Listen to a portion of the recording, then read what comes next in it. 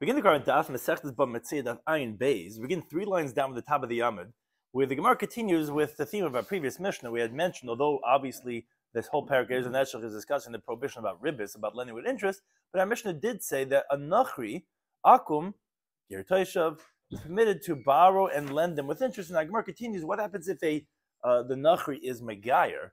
Does the halacha change depending on the situation? Throughout the entire world. So we're discussing today's daf are Yisrael shalav mois min anachi b'ribis. What happens if a Jew borrows money from a non-Jew, gets to know the Jewish borrower, and he says, Sal, I really want to convert, and he ends up converting. And he had borrowed from him on interest. What's halacha? Could the new ger go ahead and still collect the interest from the Jew? What happens the other way around? What happens What happens if a non-Jew borrowed money from a Jew, which he's allowed to lend him on interest, and then he's megayer? Now he's a Jew. Could the Jewish lender collect from the previously non-Jewish borrower? And it's going to depend exactly when the guy was megayer. By ribis, the Gemara discussed machlokes regarding if you have a document that has the prohibition of ribis on it. So there's the collection of the principal, and then the collection of the interest. Do we penalize just the interest, or do we penalize even the principal itself?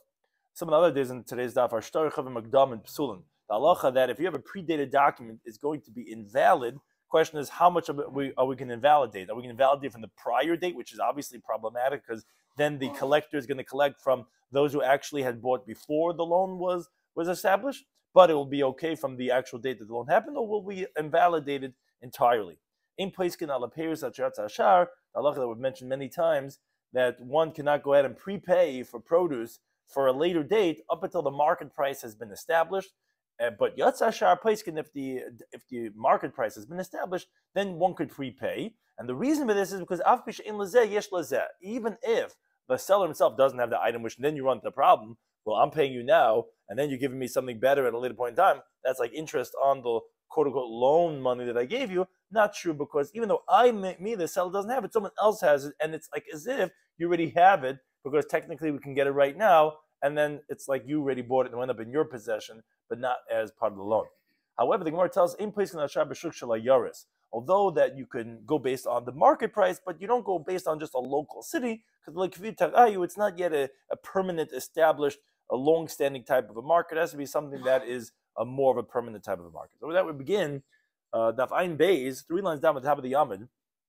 The Gemara begins starting on Brisa. Again, continue on this theme about halachas of ribis as it relates to a non-Jew. Yisrael shalav mois min anachi b'ribis. So you have a Jew that borrowed money from a non-Jew with interest, which is permitted. There's a kafan olav b'milva. Now, what happened is, at a later point in time, the lender comes to him and says, "Look, you borrowed 50,000. The interest has taken it up already to 60,000. So you owe me now 60,000." So he goes, "You know what? Let's just call it a new. I owe you 60,000." And he writes a document. This guy owes 60,000 because that's like, okay, that's the with the interest has accumulated, it's 60,000. Then v'nizgayer, now the lender became Jewish. So it says the Brisa, it depends. Im kodim shenizgayer, if like the way we just read it, and the Brisa is just like spelling it out. If it was before that he converted, that's a kafnel of b'milva, that they went and they stood it up as a new loan. It's like, okay, it's not like you owed 50 and now with the interest, everything, now let's make a new document, you owe me 60,000.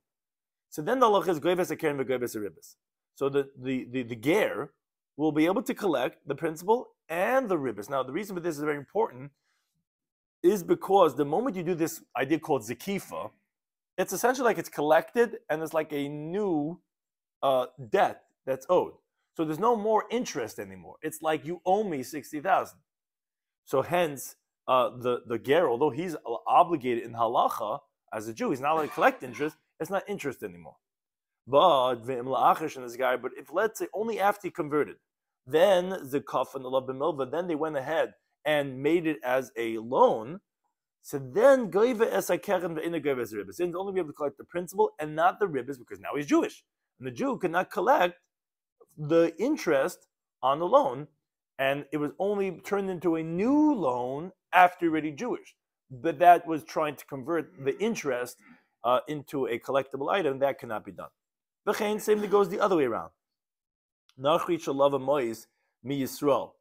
If a non-Jew borrows money from a Jew, beribis on interest, you have the Jewish money lender, but then zakofna love b'milva. The Jew comes to this guy and he says, "Look, you borrowed 50K. It's already up to 75. What do you want to do?" He says, "You know what? Let's make a new debt. I owe you 75. That's it, and I'll get it to you." Then in this guy, then he converts. Okay, so then imachulin this guy is a love b'milva. If before he converted, they transfer this into a new loan. Then you could collect the principal, you could collect the ribbis, because like we said, the moment that you transfer it, it's like collected already, and it's like, okay, a new thing that he owes you. And that was when he was still not Jewish. But image this guy is a covenant of b'milva. But if it's only after he converted that then you said, oh, you're Jewish now, okay, let's turn it into a new loan, then then you can only collect the principal, you cannot collect the ribbis because he was already Jewish and it was still ribbis, and that's prohibited to be collected from the ger. However, Rabbi Shloimy he disagrees on the case of Nachri Shalav and Mois Yisrael B'Ribbis. When a non-Jew borrowed money from a Jew on interest, he holds benkach u benkach, either way, which he's disagreeing on the Seifa, as the Gemara explains, that goyves akaren begoyves ribbis. No, the Jewish collector will be able to collect not just the principal, but also the interest, meaning he's coming to disagree on the case of let's say, as the Gemara says, Amar Rav and Rav Chizda, Amar Rav says, Halach is Kreb Yesi. And Amar Rav says, my tem de Brisa, what's the reason of Rabbi Yesi that he holds that the Jewish collector could collect the ribbis? Obviously, he's not disagreeing in the case, meaning the Tanna Kama already said that you could do that if was a covenant of b'milva kodesh in this guy. No, even if it was, like we said, that Megayer, and only subsequently is a covenant of b'milva.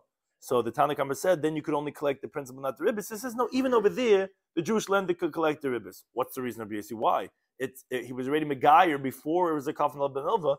The Jewish lender should not be able to collect the ribbis from him. Says Rabbi Yossi is kadesh lo yomi, that people shouldn't say, b'shmil ma'osim this guy is at. This guy took out a $12 million loan from the Jewish money lender, and the Jew is allowed to lend him on interest. But if he's quickly Megayer before the covenant of b'milva, he's already Jewish, and then the Jewish lender is not collected. They're going to say, you know why he was Megayer? Because he didn't want to pay interest on the loan. Maybe that's how he was. So he says, Rabbi says, no. If that's the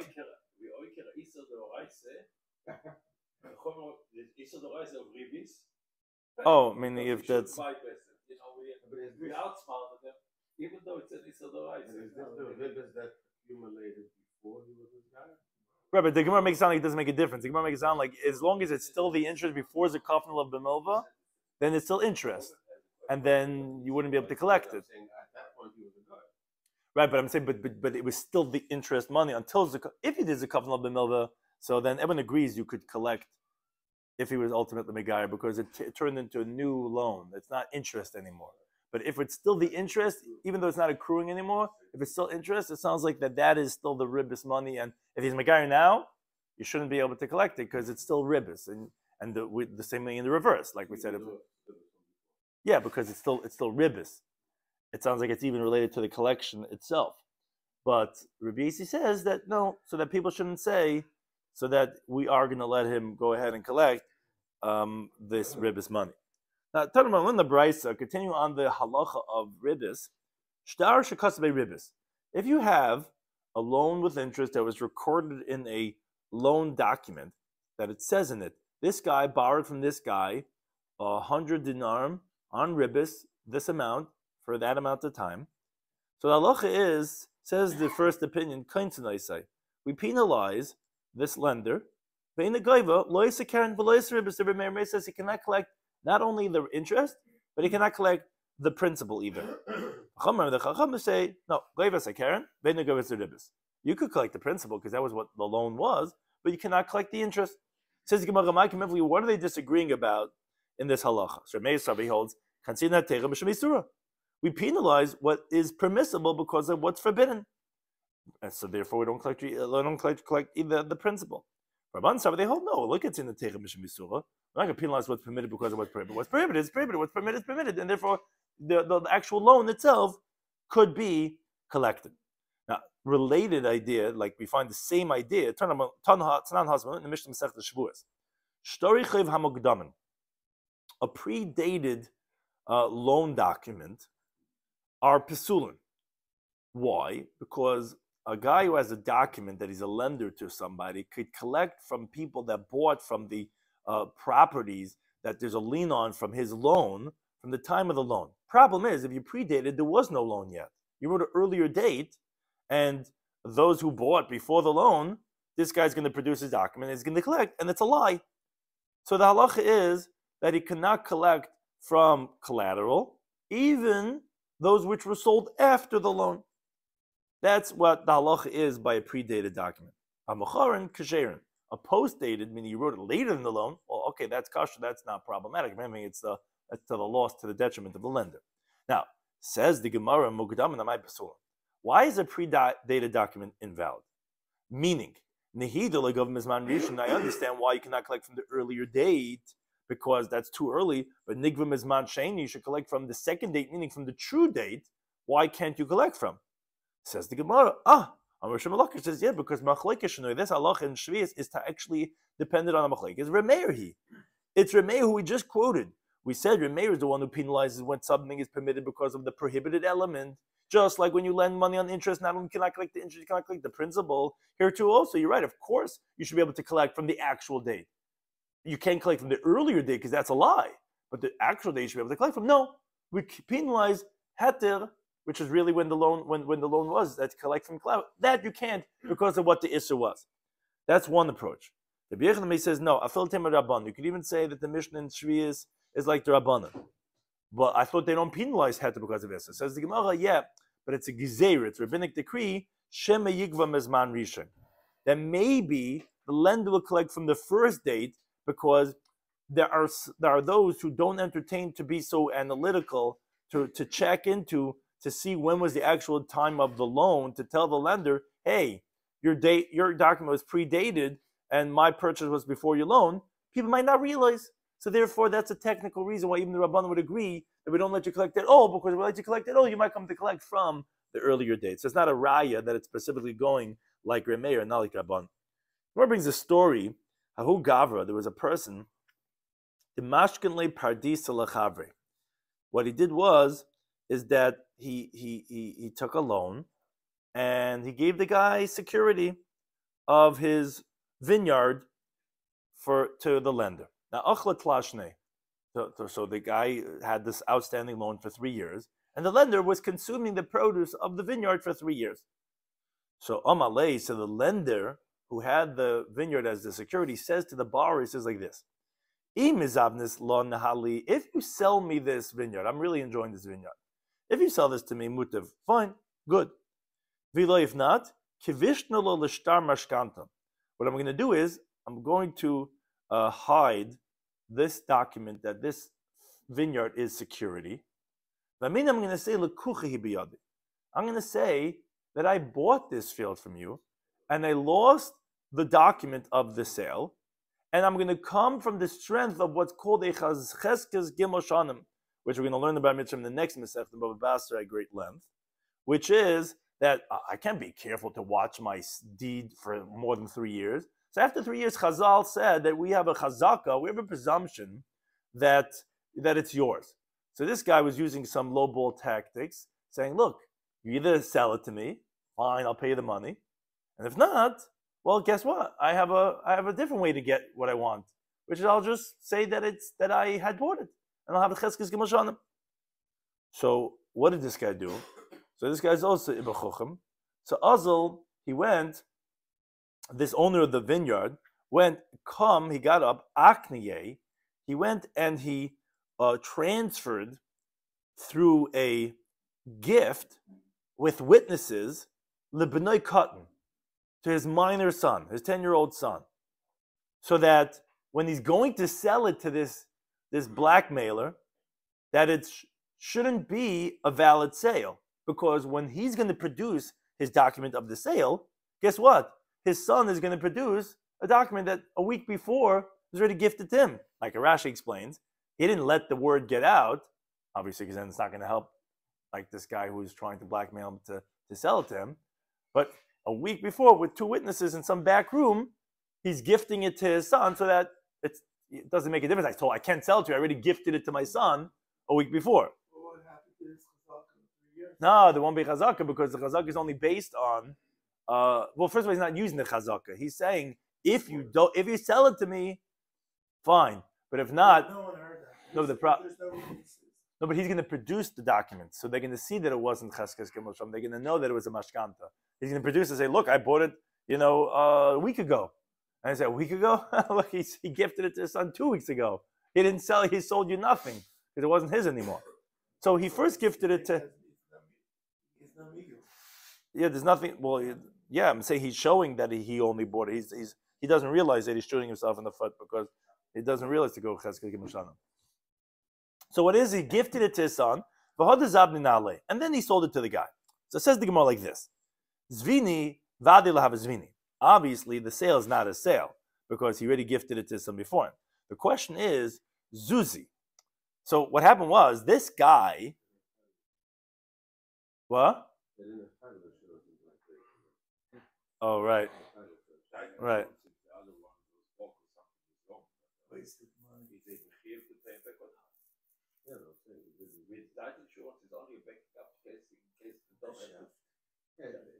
He didn't own the property. He sold the property that doesn't belong to him.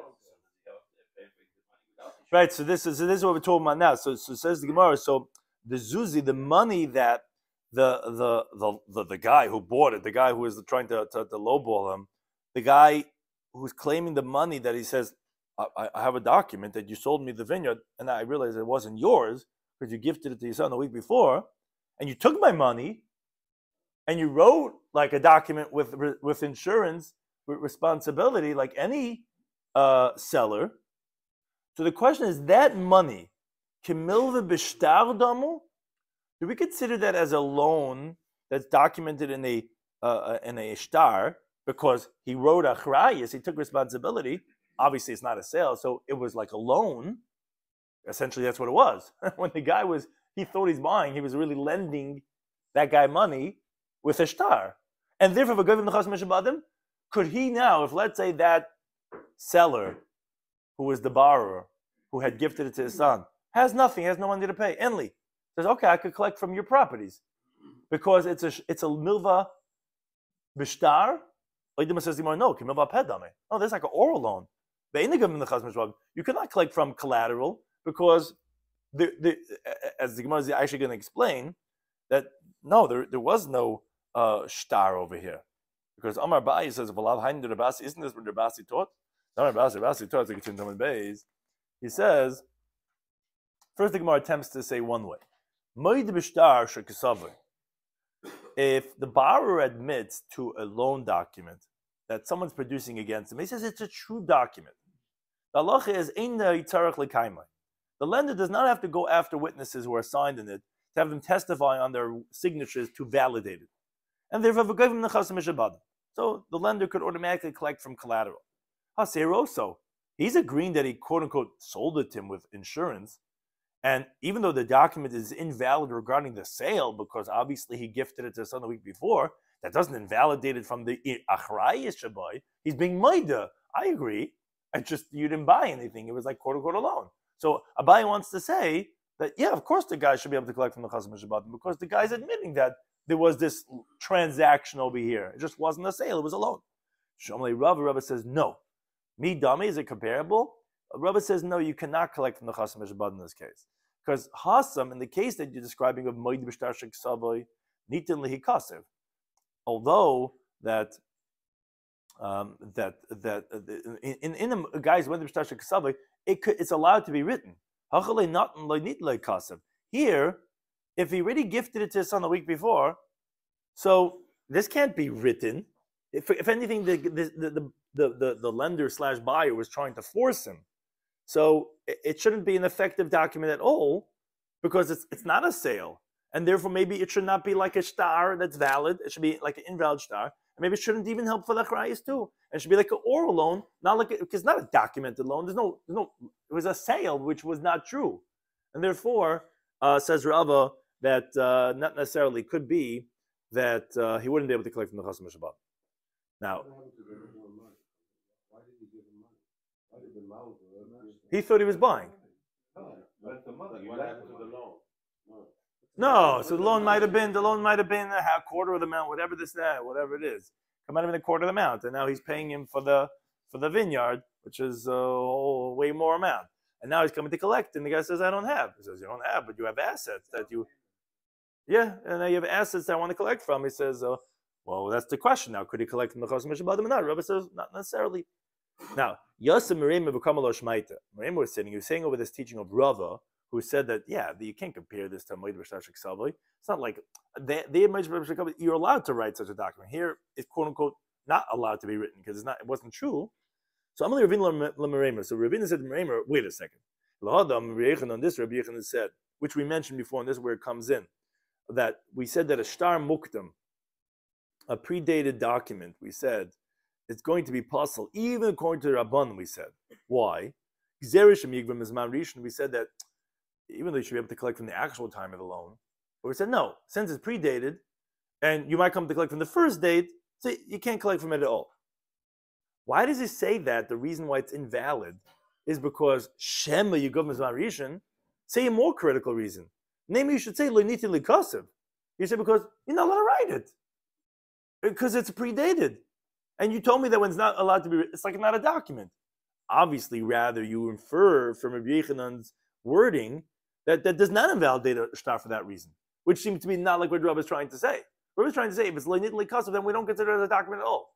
If that would be the case, why would Rabbi Yochanan say? Because it's not a document, it's not a shtar. You shouldn't be writing such a thing. Obviously, we don't say that svar. So Malay says, no, how could you compare the two of them?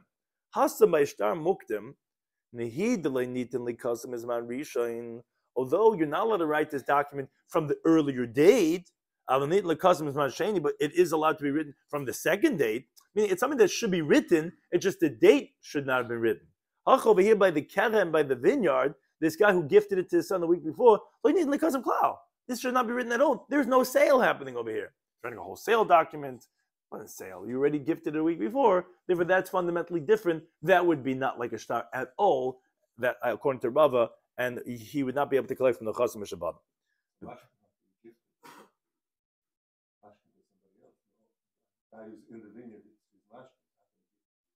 Right. Well, first of all, it might have been at the end of the loan, and that's maybe what the story is talking about. It's like, okay, now that the loan is over, well, maybe pay back. Maybe did. Maybe pay back a quarter of the whatever the amount was, but he wanted the whole, meaning the security. Right. He's trying to force him to sell. So if we produce the paper as a mashkin, the whole problem. Right. He's trying to say maybe Taka wasn't. But that shows Man of the Shach. show was a show. Right. Man of Shach. He's saying like. He's exploiting it by himself. Right, he didn't want, if it's a mashkin, they give it back to me, but he didn't want to admit to that because he wanted to keep it. So the Gemara says, wait, Elahad Tanya, but then this we learned in the Brisa, which the beginning of that Brisa talks about the halacha that Imitzian is not allowed to collect from the Chosam Mishabadim, from collateral, for what's called Achilas Peiros and Shvach Karkois. And the Brisa there explains what are these ideas of Shvach Karkois. So the Brisa says, L'Shvach Karkois Keitzah, what is the halacha that it means you cannot collect from collateral from the guy you're collecting from the increase that you did to the property. That means like this. I wish a guzzle saw the mechaveir. Someone robbed the field from someone else. The guy didn't know that he took it, he sold it to someone else, which was not his property, obviously. Vishbicha, the buyer doesn't know. He's unwitting. He bought the deed from this guy, and he makes the property better.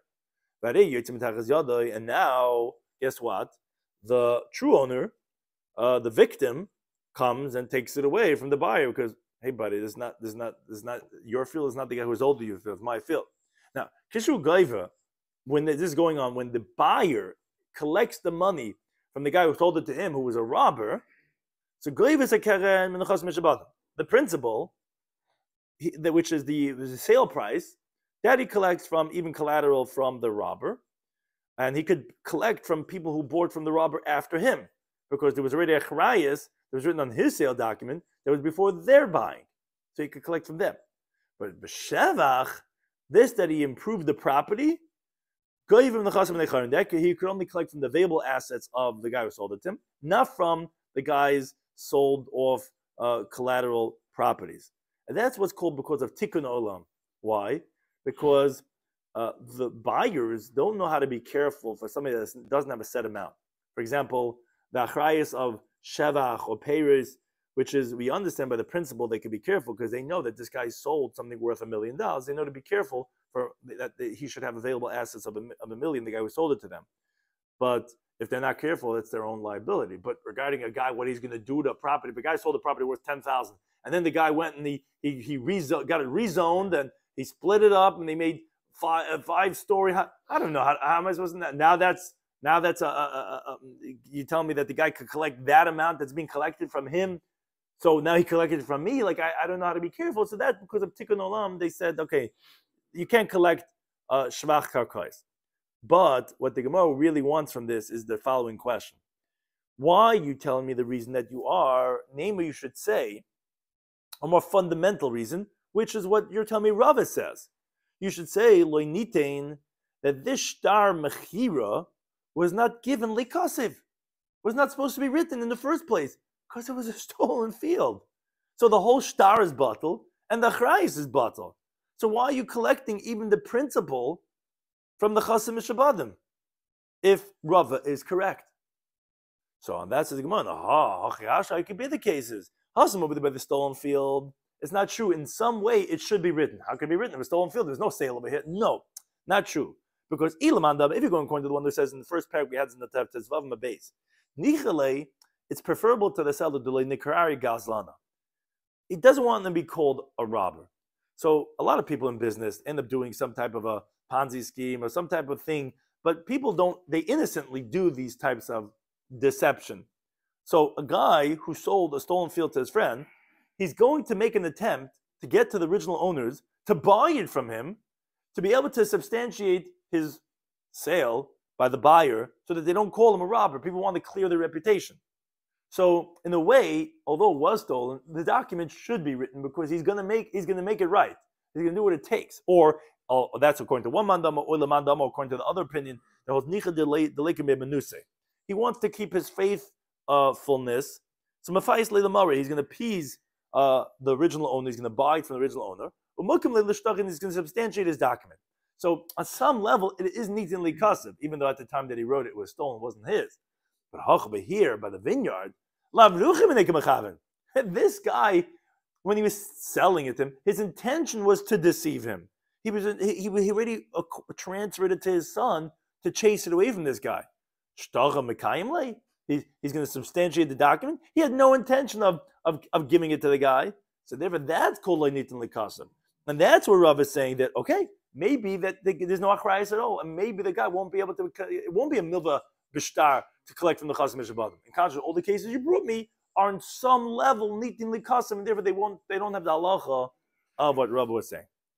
Yeah, halacha of the next Mishnah, continuing on the theme that we spoke about many times regarding ribis as it comes up with business, which is the halacha of pisuk, of prepaying. Says the Mishnah, ain't paiskin al haperes. You're not allowed to give money, let's say for a kur of wheat, and say, look, give it to me in 6 months from now. Even though that there are people that are paying for produce now in the beginning of the harvest season, that's not going to be considered as a shar, because what's going to happen is if the price is going to go up in 6 months from now, guess what? You lent him money, $100. He's giving you back $150 worth of produce because the price went up, and you just got ribis on your money. So you're not allowed to do that. Until the price is well known and established in the markets of the city, then, as the Mishnah tells us, then a person could prepay for produce if the market price was established and the produce is available for sale. Why? What does it do? How does that help? If the guy didn't give it to him then, and the guy didn't even have then produce to give him, and he's only going to give it to him in 6 months, how does that help the Yotza Shar? Says the Mishnah because like this. And these are the Rashis that are on, we had on Daf Samach Beis. even though the seller doesn't have produce, yesh lazeh, some other guy has produce, and it could be bought right now with the money that it received, on some level, it's as if you have it already. And therefore, it's not like, it's like going up in your own possession, because it's like already yours. Now, let's say a similar idea. Let's say this seller was from the first of the harvesters, and he has his own gadish, he has his own pile, but the market price has not been set. But still, since he has himself, so he can make up with him whatever market price he wants to give him, because the market price has not been set, but he can make a price with him. He can have him prepay ala gadish from that pile, because since he has, so then there's no ribbis, because like right now it's already acquired to the buyer. So although he didn't do meshicha, but as Rashi explains, because even if the guy would not have, the whole thing would be avak ribbis midrabanan. There's no loan here. Because the guy's buying something, and people are like, oh, come on, minusha. Yeah, the rabbanim were concerned. It's like a loan. So when he has, together with the fact that it's only rabbinic, they weren't geyser, because essentially it's really like the buyers are ready. Now, the cases the Mishnah is going to bring is to show that this that we said that if the guy has, it's enough, is even if what the guy has is not finished yet. There's a reason why he's only prepaying. He's like prepaying that I only get it in a few weeks from now, because it's not really finished, but he has it. That's already enough to say that we're not going to be geyser the rabbinic ribbis of avak ribbis, as the Mishnah explains. So one is if he has on the gadish, which is obviously not ready to take it, it's all in one big pile, and the vat of the grapes, which there was this big vessel that they would pile in all the grapes before they'd press it, where it gets heated up and it ripens that the wine should come out very well, which the equivalent of that is valama'atan shal zaysin, is the same idea. It's just instead of grapes, you have the vat of the olives. Valabeitzim shal yotzer, which he couldn't prepay with the potter on his pots, whatever market price they want, again, because there's no market price yet. Even though the shiur was not established, if he guy already gathered his earth and he made these beitzim, which are these like these discs, and he makes from them pots, as long as he has these like some say eggs, like this egg-shaped clay, or valasid, he could be paisik with him.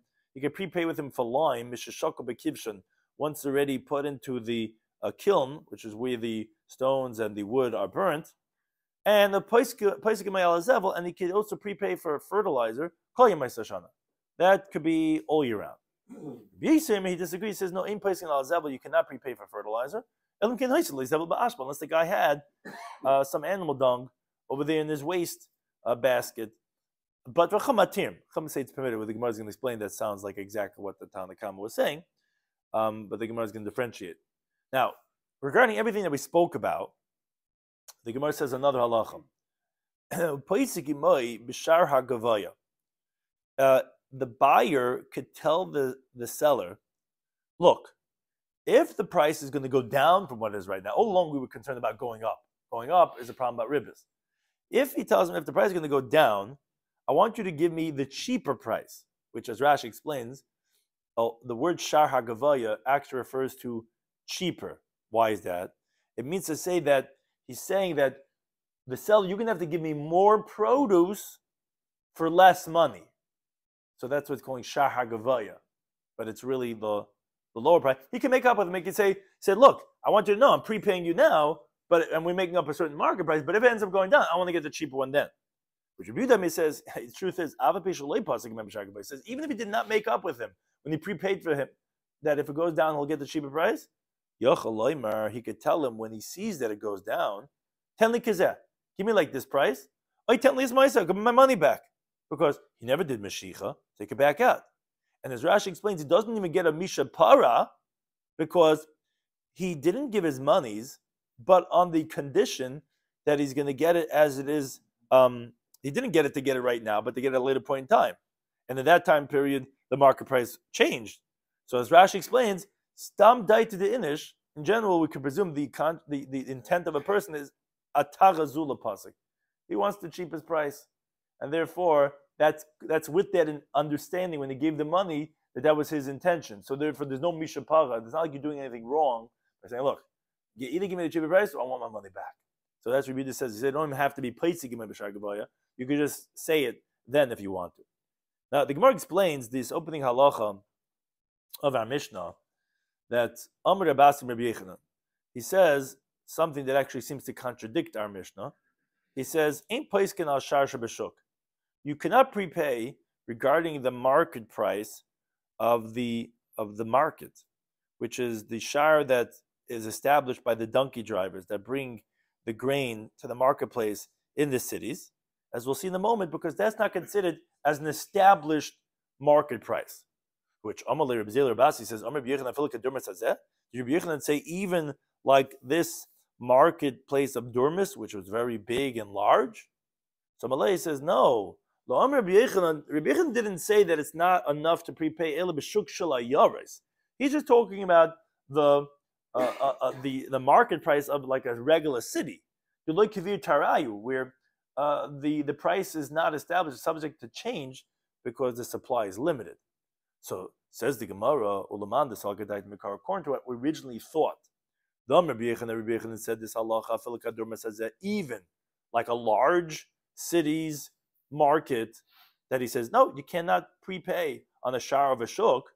So then it must need in the Ketana. What do you do with our Mishnah? Our Mishnah said, "Ein place can pay such a shar." You cannot go ahead and prepay on produce until the market price has been established. But Yatza Shar place once it's established, then you could prepay. How could you have it if even a large city's market's not work? So what is considered Yatza Shar?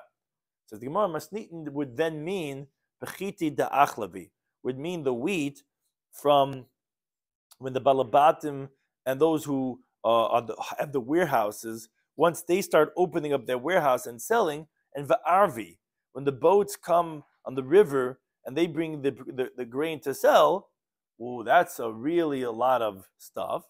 The Mashach Tari Tvei, which that market price is established and lasts for a long time, that's what we would have said is what's considered as Yatza Shar. But now that you're saying that he only said it regular Yaris, but actually Kedurma says that would actually be also enough of Yatza Shar. So we'll learn the Brisa. In Paiskin ala Paris, you don't prepay for produce such Yatza Shar until the market price is established.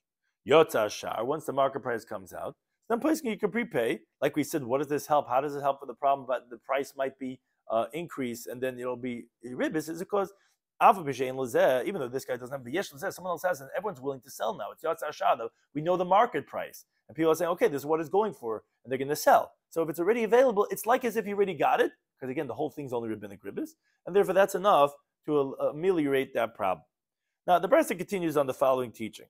Let's say the price of new grain was going for a price of 4 sa per sela. Vishanis mishalish. The older dried grain was more expensive. Was going for 3 sa per sela. Says the Brisa, Ein paiskin. You cannot prepay for the new grain at a price of 4 sa for a sela, hashar until you have the same price for the old and the new. So what's the reason for this? So Rashi explains, because that the new grain was going for a cheaper price of getting 4 sa for a sela was because that grain's not dry enough yet. You can't use it. You have the grain has to dry. Now, when the guy prepays for the new grain, he's not getting it right now. He's getting it at a later point in time when it's going to be fully dried. That's ribis, because you're getting more for less. So therefore, you cannot prepay on them to receive 4 sa for a sela until the market price of 4 for a sela is both for old grain and new grain. They're both the same price. Then you're not getting anything more for less because they're both the same price. A similar idea, says the Brisa, Lakutes me arba. So Lakutes refers to the poor people who would gather the gleanings of grain, which it's not such good quality because they gather from many different fields and they mix together the stalks of oats together with the stalks of wheat. These gathered are cheaper priced. They go for 4 saw for a seller. But the mishal, a regular homeowner, his is more expensive, goes for 3 saw. You only get 3 saw for your seller. Says the Brisa, the same idea. In Paiskin, you cannot prepay with a balabayas, with a regular homeowner, from 4 saw for a seller, until the market price of 4 saw for a seller is equal l'loikid u'lemoicher, for the guy who does the gleanings and the regular seller. Which the Gemara explains like this. Amar of Nachman, he says, Poiskin, what you could do is, you could prepay specifically l'lekutais only for the guy who has the gleanings, kishar ha'lekutais, like the market price of the gleanings, which that already is established, that's always 4. Which Amalei Rav Nachman says, I don't understand. What's the difference about the gatherer, the less slave? Because if he doesn't have himself, Yazav Miloket Chavri, he could borrow from his fellow gatherer regarding this mixed grain, which is the cheaper price of 4 saw pasela. Then why can't you buy from the homeowner also at a price of 4 saw pasela? Because Yazav Miloket, he could, even though he doesn't have that, he could also borrow from the gatherer. He should be allowed to also sell for 4 saw for a seller for the mixed grain. So the Gemara has 2 answers to the question. No, first of all, balabayas, a regular homeowner, zila be milsa lemeza milakat. It's degrading for him to borrow from one of these poor people that gather. So he's not going to do such a thing, and therefore, meaning it's not even considered like this migur, like as if you could. So therefore, we consider as if it's already done. No, he would never borrow from the locket. So although a locket could do this, balabayas cannot do this, even though it's yatsa hashar of the lekutes. Well, by saying another approach, you could say, when someone gives money to a homeowner, a pecha shapira yav, he generally gives for good produce. So therefore, it would still be like a maris ayin, the Mefarshim explain, of this lower priced prepaying, where the appearance looks like if I'm giving you a seller, I'm expecting 4 saw, that looks like as if you're giving the cheaper price to get a better, to get more later on, which would be a violation of this rabbinic ribbis, and therefore that's why it's a problem specifically regarding the balabais. It sounds like that they don't have that. It's only the lekutes that was the shar was yotza. The shar of the lekutes was established because that's something that's automatic because they have it. But it sounds like that the balabais doesn't have that. It's only lekutes who have lekutes. So if you could borrow from lekutes, that was the first answer saying he wouldn't borrow. Second answer saying that no, it's a problem about maras ayin that. Usually it says that balabais for 4 and lekutes for balabais 3, lekutes for 4. Right. So but now we're saying that we want the balabais to be able to sell the lekutes. Why can't you say that at a balabais price and get from a different balabais if you want that? But balabais don't have the lekutes. Meaning he wants to sell the cheaper mixed produce.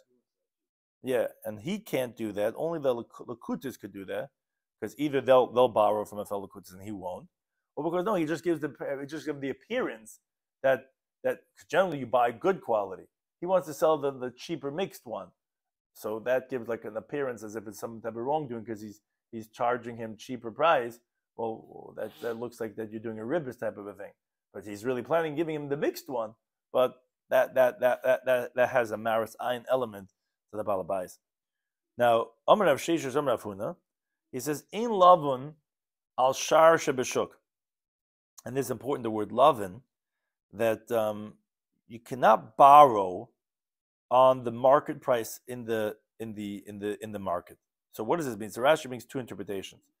He says anishamat. He says I heard that it means that you cannot borrow money specifically through a way of a loan, on the condition that if I don't pay you back money by a certain date, I will give you the pay raise how much the market price is right now.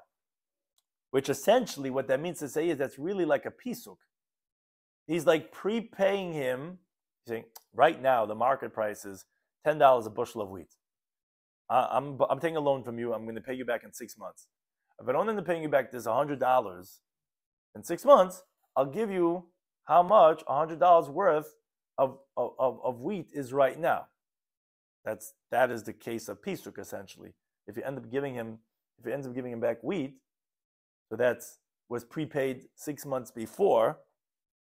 So, and that's the chiddush of this halacha, that even though this whole halacha we're saying in this Mishnah, that when it's through a derech of mekach memker, when it's a true sale, we said that it's going to be permitted to do this pisuk if it's yasar shar. When it's derech halva, that's already going to be aser. Why? Because the biblical prototype is a case of as a medium of a loan. So he's doing an actual loan to do the prepay. You're going to be giving back more value when it goes up a price. That's prohibited. That's one interpretation. Rashi brings another interpretation from the Bahag, from the Baal Halachas Gedolos, that it's actually referring to when you say Ein Lav Nashar Shabashok, it means you cannot borrow what's called Sabisa. We never explicitly discussed this case, but the halacha is we can't borrow a certain amount of wheat and give back the same amount of wheat because of the concern that the wheat might have gone up in the interim period.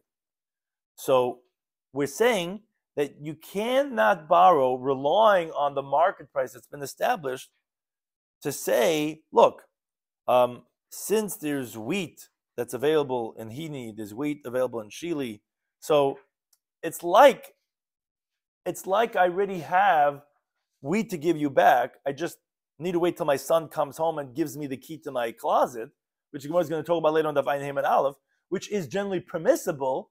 The chiddush of this halacha, according to the Bahag, is that no, even though the shar of the shuk has been established, which you might have said to say that, okay, so basically it's like already there, ready to give back, and even if it goes up in price, it's already like it was in your possession when it went back. That's the chiddush that no, you cannot do a halva on the shar shabashuk. So two different interpretations in Rashi. What case is this talking about? However, the Gemara has the following question. Some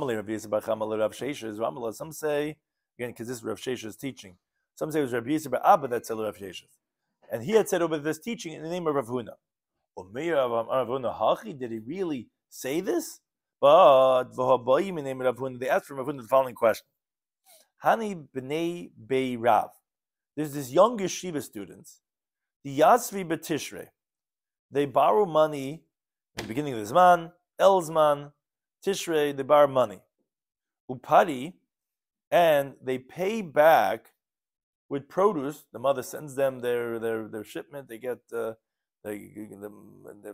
camp. They send up the stuff, the food, and he pays back b'teves according to how much the market price was in Tishrei. Now, that's according to if you say the first pshat Rashi said. According to the second interpretation of the Bahag, it's actually talking about where they borrow wheat in Tishrei. They want to bak matzahs. And then, actually, wrong time. They want something else in Tishrei. And then they pay back wheat at a later point in time. So it's asking on either case of the sabasa or on the borrowing money and paying back produce. So the question that was asked to Rav Huna was, is this sharia aser? Is this permitted or forbidden? Someone who said to them, Hachiti bihini vachiti b'shili. These were places that were close to Pumbedisa where the yeshiva was. So even though out of town yeshiva, they were near places that had, wheat. It says, what do you mean? If the students want to, Zavni, they could buy the produce, and they could pay him back. So it's like it's already available. So therefore it's permitted. So wait a second. How could you Rav Sheshes quote Rav Huna to say, Ein love and ashar shabashok? Which again, there's two interpretations of Rashi what's the case talking about, but it's prohibited, you're saying. But there's another story of Rav Huna that he said permitted. Because it is available. The market price is already established. So on that, says the Gemara, you're right. Mi karas Rav Huna ein lavin. Originally, Rav Shesha's teaching was correct. He said you cannot borrow because of the concern that it's a derech halva, or the case of sabasa. But kivin deshama lahad the amr b'shmuel b'chia amr b'lazar that says lavin, you could borrow. So amo ihu nami lavin, and that was the second story. It says yes, you're allowed to borrow because again, since it's available, so it's like already like the guy is like the lender already has it back, and therefore it's not going to be concerned, and therefore he says permitted. Thank you for any time.